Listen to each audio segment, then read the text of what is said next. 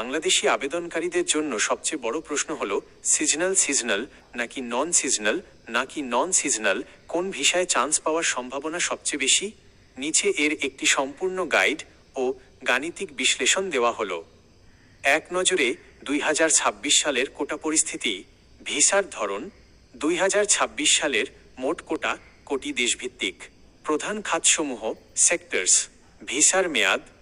Seasonal visa খণ্ডকালীন 88,000টি plus may মাসে যুক্ত হওয়া অতিরিক্ত 8,865টি।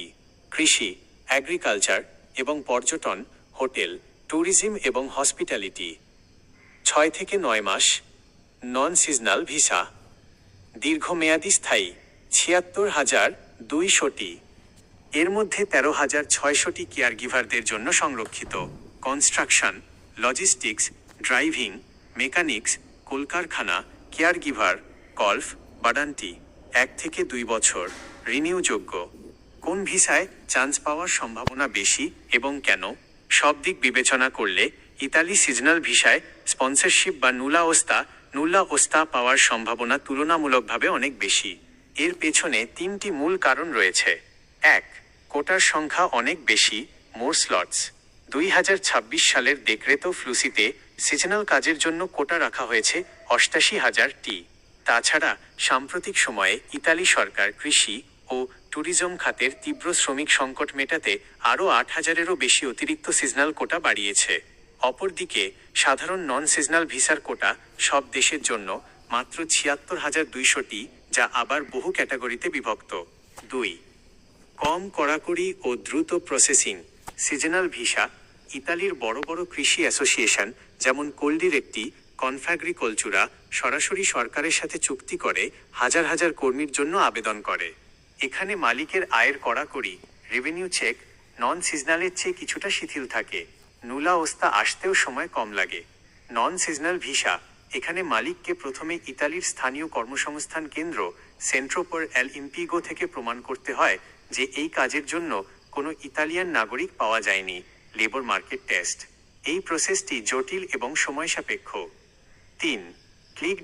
ক্লিক ডে এর তীব্র প্রতিযোগিতা। ইতালির ভিসা পাওয়ার মূল যুদ্ধটা হয় ক্লিক ডেতে, যেখানে সেকেন্ডের ফ্র্যাকশনস বা ভগ্নাংশে আবেদন সাবমিট করতে হয়। নন সিজনাল ভিসায় বাংলাদেশ সহ নির্দিষ্ট 34টি দেশের জন্য কোটা মাত্র 25,000টি। ফলে আবেদনের কয়েক মিনিটের মধ্যেই কোটা শেষ হয়ে যায়।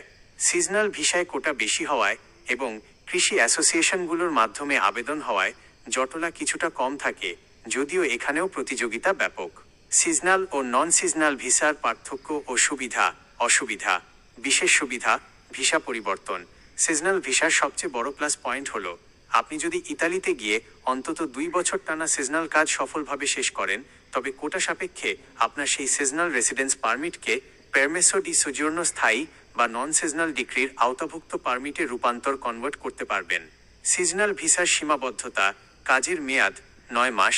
শেষ হলে আপনাকে আইনত বাংলাদেশে ফেরত আসতে হবে। তবে ভালো মালিকের অধীনে কাজ করলে পরের বছর আবার সহজেই মাল্টিয়ার সিজনাল ভিসা নিয়ে ইতালিতে ব্যাক করা যায়। নন সিজনাল ভিসার সুবিধা। একবার নুলা ওস্তা ও ভিসা পেয়ে ইতালিতে পা রাখলে আপনি স্থায়ীভাবে থাকার, কোম্পানি পরিবর্তন করার এবং পরবর্তীতে ফ্যামিলি নিয়ে যাওয়ার সুযোগ পাবেন। আপনার জন্য পরামর্শ। 1. যদি দ্রুত ও সহজে ইতালিতে ঢুকতে চান, আপনার প্রথম টার্গেট হওয়া উচিত একটি ভালো ইতালিয়ান কৃষি বা হোটেল মালিকের মাধ্যমে সিজনাল ভিসার আবেদন করা। 2. কাগজপত্র ও খরচ।